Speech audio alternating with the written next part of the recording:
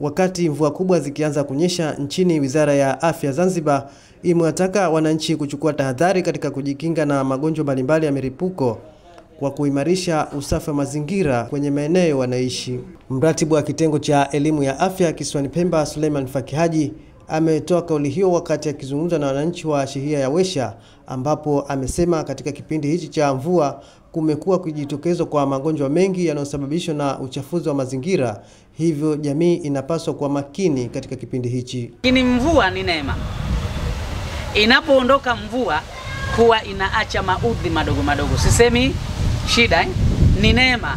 Inapoondoka inaacha maudhi madogo madogo. Moja, mafuriko yanaweza kutokea. 2, nyumba zinaweza zikaanguka.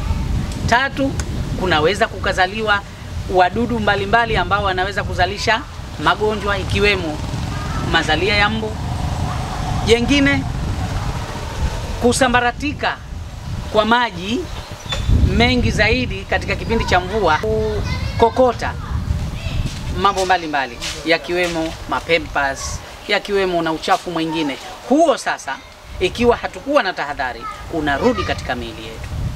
Unarudi katika miili yetu kwa mambo mbalimbali, kwa njia mbalimbali. Njia ya kwanza, tunaweza zikapita mvua hizi, lakini baadaye tukawa tuna maji mengi ya kunywa. Yawe ya mvua, yawe ya visima, yawe mifereji. Lakini kumbe mvua ilishatifua vitu mbalimbali kwenye ardhi ambavyo vimekuja juu sasa, vinataka kusambaa kupitia ule mitiririko ya maji yaliyopo.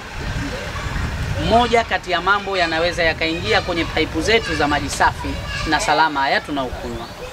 Yakishaingia mule, yale maji hayatakuwa tena safi na salama, kwa sababu tayari yameshachanganyika na kitu chingine. Kwa upande wake, mjumbe kutoka kitengo cha elimu ya afya Shaibu Itibari Mzee amewataka wananchi kufuata maelekezo yanayotolewa na wataalamu wa afya, ikiwemo unawaji wa mikono kwa maji tiririka na sabuni, pamoja na kunywa maji yaliyochemshwa au kutiwa vitakasa maji. Magonjwa mengine ya kuambukiza ambayo yanapitia njia ya mdomo, pia tunatakiwa zile tabia tusiache. Na ndio maana mwenzetu hapa alisisitiza kunawa mikono kwa kila unapotaka kuutumia. Hata hawa wasomi pamoja na madaktari na walimu wana mtindo wa kwamba kalamu ile tunaandikia, lakini utakutia time nyingine tunaiweka mdomoni. Kwa hivyo tabia hizo pia nazo tunapaswa tuziepuke kwa kipindi ambacho kwamba tunakuwa na ugonjwa. Sasa nafikiria ni vitu vya muhimu. Ugonjwa wowote unaweza kujikinga nao pindipo ukijibadilisha tabia. Lakini ugonjwa wowote unaweza kujikinga nao ikiwa utapata maelekezo ya wataalamu wa afya na wataalamu wa afya waliomo kwenye jamii. Kwa hivyo cha msingi ni muhimu kufuata yale maagizo, lakini pia na sisi kuwaelimisha wenzetu ambao kwamba wako katika jamii, hususan watoto tunaowasimamia majumbani, kwa sababu wao ni rahisi kuokota na kuchukua vitu vingine. Lakini pia ukiona mwenzako pia imetokezea amepata ugonjwa, kwa hivyo lazima kumshauri mapema, kumkimbilize kituo cha afya au hospitali ili aanze kupata huduma ya awali mapema, kuliko ukaa na mgonjwa ndani ukasema nasubiri kesho. Ile kesho ugonjwa kila ukiwemo mwilini unazidi kumuathiri yule mwenyewe.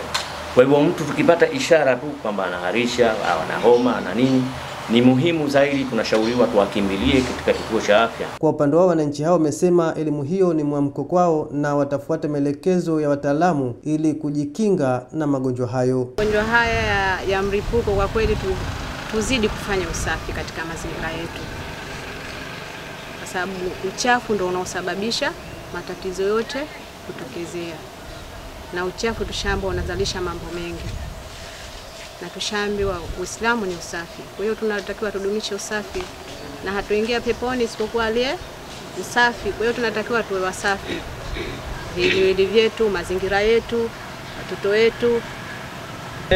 Mara nyingi tunapenda kutupatupa zile takataka karibu. Mtu aweza kuwa iko jala lake karibu hapo lilokuwa sio rasmi, akatupa takataka. Yale tunatakiwa tusiyatumie. Yaani tukimbe shimo ile kwa kutumia zile takataka, ili kwa kuhifadhi afya yetu, ili kwa kujikinga tupate afya yetu iliyokuwa madhubuti.